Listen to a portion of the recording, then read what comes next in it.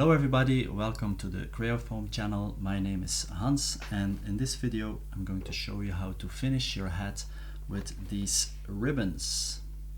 To glue these ribbons on a foam hat, we'll use a glue gun. Watch out for your fingers because you will be easily burnt if you touch the glue.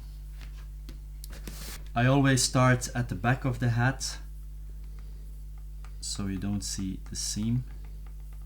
Apply some glue, take your ribbon and gently push it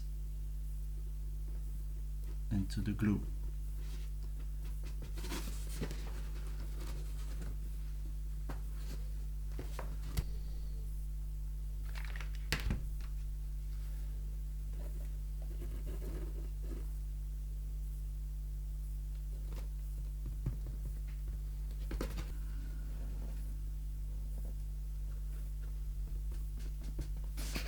So this hat is finished. You see, with just a single ribbon, what a nice finish you can have.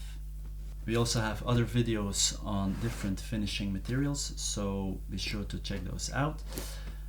Thanks for watching and see you again.